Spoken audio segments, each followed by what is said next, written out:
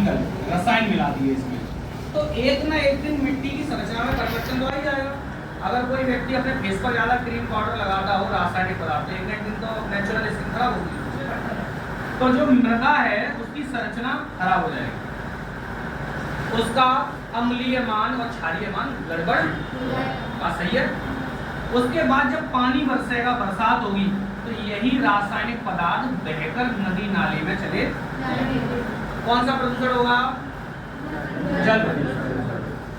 तो पानी प्रदूषित हो गया, और पानी प्रदूषित होने के बाद जो जीव होंगे उनकी भी मृत्यु हो जाएगी। पानी में नुकसान देखो कितना हो रहा है, ठीक है। उसके बाद जब ये रासायनिक पदार्थ कहीं तो बनाए जा रहे होंगे, कारखाने में, वहां से निकलने वाला स्मोक है, जो धुआं है, वो भी वातावरण को, वायुमंडल को कैसा कर रहा है?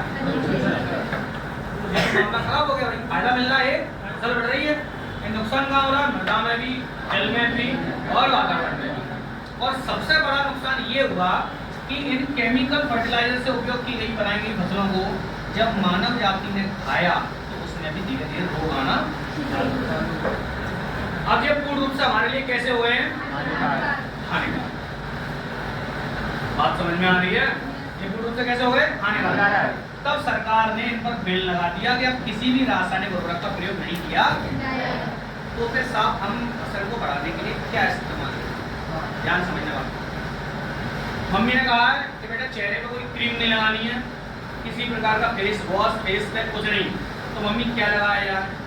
प्राकृतिक चीज है, मलाई लगाओ, दही लगाओ, हल्दी लगाओ, नीम लगाओ, उससे फायदा है। तो क्या अगर फायदा नहीं हुआ तो बात समझ आ गई? तुम ये नहीं कहोगे कि मम्मी मैंने मलाई लगाई थी, मेरा चेहरा जल गया, कह देंगे क्या? मम्मी गुलाब जल से मुंह धोया था, हालत आई नहीं, ऐसा नहीं हुआ।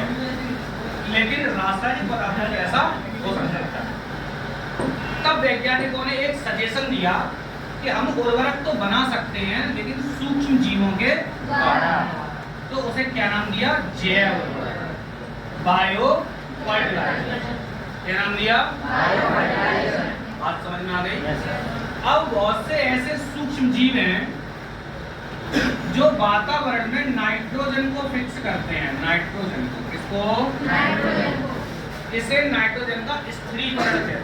इसका स्थिरीकरण नाइट्रोजन। अब नाइट्रोजन ही क्यों जरूरी है? तो थोड़ी सी केमिस्ट्री समझ लो। कार्बन, हाइड्रोजन, ऑक्सीजन और नाइट्रोजन प्रोटीन के निर्माण में भाग लेते हैं। काय के निर्माण में? तो ऐसे पौधे जो प्रोटीन बनाते हैं, जैसे फलीदार पौधे, चना, सेम, सोयाबीन, दाल, ये सब ज्यादा मात्रा में क्या बनाते हैं? प्रोटीन। तो उन्हें सबसे ज्यादा काय की जरूरत पड़ती है? नाइट्रोजन। तो वातावरण में जो सूक्ष्म जीव पाए जाते हैं, जैसे मैंने लिखवाया अभी बताया, एनाबीना, नॉन-स्टॉक, एजोटोबैक्टर, राइजोबियम, ये सभी वायुमंडल से नाइट्रोजन का क्या कर देते हैं बेटा? स्थिरीकरण, फिक्सेशन कर देते हैं और भूमि की उपजाऊ शक्ति को बढ़ा देते हैं। मृदा कैसी हो गई? उपजाऊ। और इनका कोई साइड इफेक्ट भी नहीं होता। तो जब सूक्ष्म जीवों के निर्माण के द्वारा भूमि की उपजाऊ शक्ति बढ़ा दी जाए तो उससे बनने वाली जो फसल है वो किसी प्रकार से हानिकारक नहीं होती है। और ऐसे उर्वरक जो सूक्ष्म जीवों के द्वारा तैयार किए जाते हैं उन्हें जैव उर्वरक या बायो फर्टिलाइजर कहते हैं। पेपर में पूछने को आता है कि जैव उर्वरक से आप क्या समझते हैं? रासायनिक उर्वरक की हानि बताओ। सही है? तो बोर्ड आपसे दो चीजें कंफर्म करना चाहता है कि आपको क्या ये पता है कि रासायनिक उर्वरक अगर हम इस्तेमाल करेंगे तो क्या नुकसान होगा? अगर नुकसान पता है तो फ्यूचर में आप कभी इस्तेमाल नहीं करेंगे। मान लो कोई बच्चा अपनी नौकरी ट्रेनिंग करके किसी खाद्य विभाग में पहुंच गया, मान लो उसको खाद का भंडारण मिल गया, तो इसका इंचार्ज है, उसे ये बात तो पता होगी कि रासायनिक जो खाद है या रासायनिक पदार्थ हानि पहुंचाएंगे, तो जान जाएगा नहीं जान जाएगा। अब क्या हानि पहुंचाते हैं? सबसे पहले जिस कारखाने में बनाए जाते हैं तो धुएं के द्वारा वहां की हवा खराब कर देंगे, वातावरण को क्या करेंगे? मृदा की संरचना को बदल देंगे, मिट्टी की संरचना को खराब कर देंगे, अम्लीय क्षारीयता का मान गड़बड़। उसके बाद बेटा जब बरसात होगी तो पानी मिल जाएंगे और पानी की संरचना को खराब करेंगे, साफ कर देंगे, उसको जहरीला कर देंगे। और यही पानी जब बहकर नदी नालों में जाएगा तो वहां से सूक्ष्म जीवों की क्या हो जाएगी बेटा? मृत्यु हो जाएगी। तो इस प्रकार बेटा जैव उर्वरक फायदे देता है मानव जाति को और रासायनिक उर्वरक क्या देता है बेटा? पेपर में ये शॉर्ट क्वेश्चन आता है, जब पेपर कठिन आएगा, डिफिकल्ट आएगा, ये क्वेश्चन तुम्हें रखा मिलेगा कि बायो फर्टिलाइजर से आप क्या समझते हैं और इसके रासायनिक उपयोग, सॉरी इसकी रासायनिक हानियां बताइए या रासायनिक उर्वरक से होने वाली हानियां बताइए। समझ गए?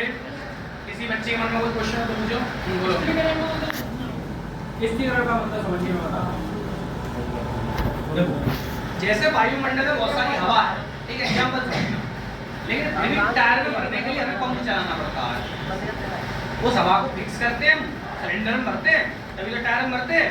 तो ऐसे में बेटा होता क्या है कि जैसे ये पेड़ है, पौधा है, ध्यान समझना है, इसकी जड़ों में रहते हैं बैक्टीरिया, ये रह रहे हैं, और वायुमंडल में 78% नाइट्रोजन है। पौधे इसका सीधा उपयोग नहीं कर पाते हैं, तो ये उड़ रही हवा में मिक्स है। तो ये जीवाणु इस नाइट्रोजन को जमीन में फिक्स कर लेते हैं, कंपाउंड में बदल देते हैं, नाइट्रस ऑक्साइड में बदल देते हैं। बात आ रही है? तब जब ये मृदा में मिल जाती है तो पौधे इसका अवशोषण कर लेते हैं। इसको कहते हैं नाइट्रोजन का स्थिरीकरण करना, फिक्सेशन ऑफ नाइट्रोजन। और प्रोटीन देने वाले जो फलीदार पौधे हैं उनके लिए नाइट्रोजन सबसे ज्यादा जरूरी है। ऐसी मिट्टी जिसमें नाइट्रोजन की कमी है वहां का चना भी छोटा होगा, वहां की मटर भी छोटी होगी, वहां की दालें भी छोटी होगी। बात समझ में आ रही है? तो इसको क्या कहते हैं? नाइट्रोजन का फिक्सेशन। और बताओ बेटा किसको पूछना?